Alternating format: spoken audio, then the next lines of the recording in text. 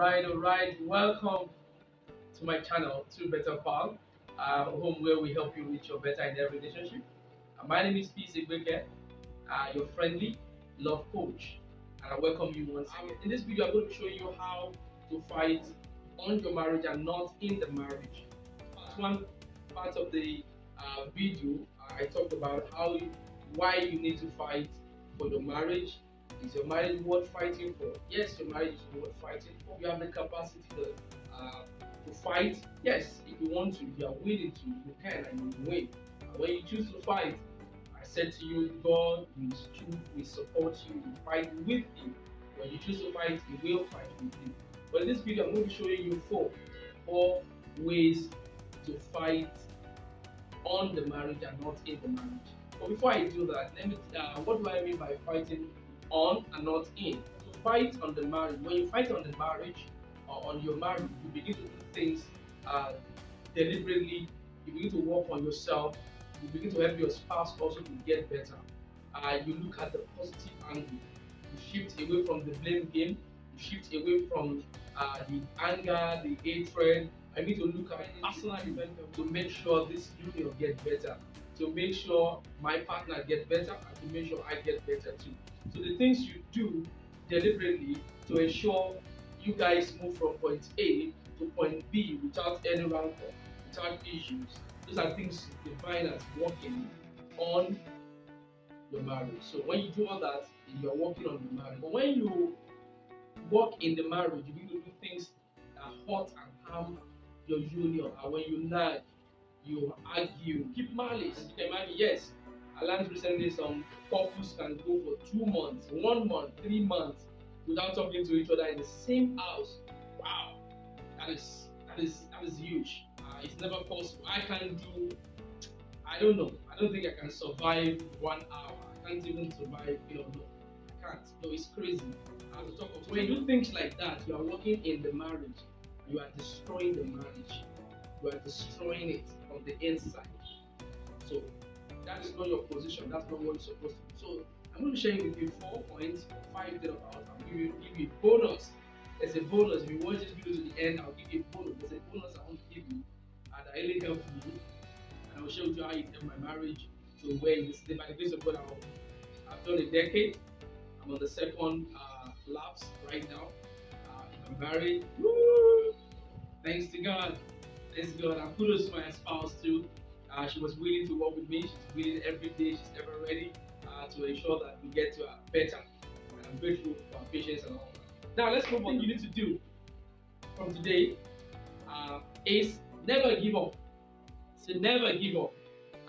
Now let me tell you something. Every marriage we always have this difficulty. Those two trials. These trials are not things to destroy us. They are designed to help us get better and rooted in love. I say that again. Every marriage goes through trials and difficulties. Now, these difficulties are there to help us get better and not to destroy us. But if you cannot withstand those trials and difficulties, if you don't know how to overcome them, then it's okay to seek help. Let no one deceive you. Seek help, please. Don't die in silence. Don't be ashamed about it. There's nothing new under the sun. Seek a professional help. There are counselors, there are professional counselors. There are people who are gifted and who will respect your privacy. Seek them out. Don't let people deceive you by this popular saying, don't bring in third party into your home, into your marriage. All those are tricks from the bottomless pit. Now, I agree, there's a level of people you can bring to your home. So that's what I'm telling you, seek professional help. Or simply open up to elderly married people who are more elderly, who are more experienced in this journey called marriage. There's certain thing they know that once they share with you, you'll be able to implement that. Now, growing up, I saw my father and my mom in this place. People come to our house to table their issues. And my father, by the grace of God, will demystify all the challenges and will help them. I saw my dad doing that. I saw my mom always helping people. Listen to me. Every good relationship and marriage out there is a product of three things: dedication, commitment, and communication. Dedication, commitment, and communication, three key things for every good relationship or marriage. You must be dedicated to ensure to see your marriage work. You must desire to want to see your marriage work, and you must put in the work. Now, number two things you need to do is invest. Invest. What do I mean invest in your marriage? To invest means you have to start doing things deliberately that promotes peace, that promotes the better part of you and your spouse. And how do you do this? Before I tell you how to do it, whatever we invest in and value, naturally we will fight for it. I repeat that again. Whatever we invest in and value, we fight for that stuff. So you want to fight for your marriage? Try, invest, and then value it. Because the more value you give to your marriage, the more valuable it becomes to you. So how do you now invest in the marriage? Number one, focus on yourself and the things that you need to change before you look to your spouse about the things he or she needs to change. I'll say that again.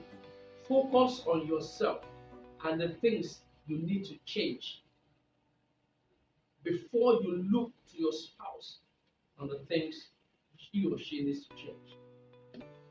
In the early part of my marriage, I found my wife and I always argue. She gets angry easily, and I don't want to take that. You cannot. I'm the man, you can't. And I realized that wasn't working. Then I changed my tactics very early, about 2 months, 3 months, and I started focusing on this. So what I do is, while we're praying, I will hold her hand. I will say, Lord, help me. My wife is a good woman, an amazing person, but I don't seem to understand that when she's passing a message. I always think she's angry. I don't think she's really angry. I think there's a message she wants to pass to me. I don't like her expression. But Lord, it's okay. Me, help me, that I will be able to see past her expression and begin to hear that tiny voice, the objective message she's trying to pass. I want to be a better listener. I want to be more patient. I want to be more calm. I don't want to get angry. I don't want to flare up when she is. Help me. I want to be a better husband, a better man, a better friend to her. But I'm saying all that, my wife is already crying. She's already crying. And each time I ask her, why were you crying? She said, it's amazing how you take all the blame. How you want to get better, and I'm wanting I need to do the same. So I said, it's fine, you don't want to. But I want to. Over time, I realized that when she's angry, instead of attacking my person, she doesn't do that. She doesn't say things that will get me more provoked. She will express what she wants to say angrily. But I know I've mastered to just be looking at her and say, okay, I'm not looking at the experience. Okay, are you done? Okay, now let's stop this. And recently I told her, have you observed that I don't longer get angry with you? She said, yes. She also said, have you also observed that the things I say when I'm angry, like attacking something, I think I've stopped that. I said, you stopped that many years ago. You know why? We were both deliberate. I shifted attention away from her, and I'm going to work on myself and the things I needed to change. And I need not to tell her, remind her what she needs to change. So that's that. Another way for you to invest in your marriage, to fight for it, is still on point number 2, which is investment, is stop using the word you when you are arguing. Yeah, stop. Please.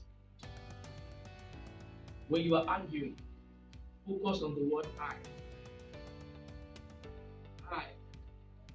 Oh, I think if I had listened to you more, or reason better, or be patient with you to finish, and not interrupt you, I think I will be able to understand what message we're trying to pass. I am sorry.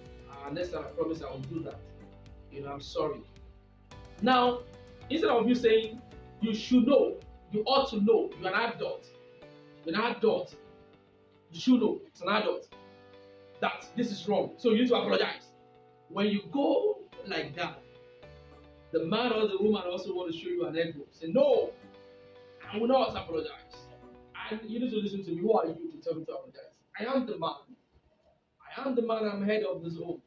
And the man say, hey, you are there, I'm the neck. I can frustrate your head. And after that, will twist my neck. Oh my God. So, for you not to have all that drama, what you need to do, you take the blame quickly. Now, taking part of the blame eliminates totally arguments or fighting in marriage. No, that's not all. Now, I know I promised you 4 points with an extra one bonus on how you can manage work on your marriage and not in the marriage, right? Now, I couldn't continue with on this same video because my device could not compress the long video, so I need to break it into two. So I'm sorry, you're going to have part 3. So the current video you're watching right now is part 2. In part 3, to be a concluding part where I talk about point 3 and point 4 and point 5, what you need to do to get your marriage working, how not to work in the marriage, strengthen the marriage. Please stay tuned. If currently you are enjoying, there's anything you like about what you've seen in part 2, kindly leave a comment in the comment section, and please subscribe by supporting and encouraging me. I appreciate you. See you in part 3. Thank you.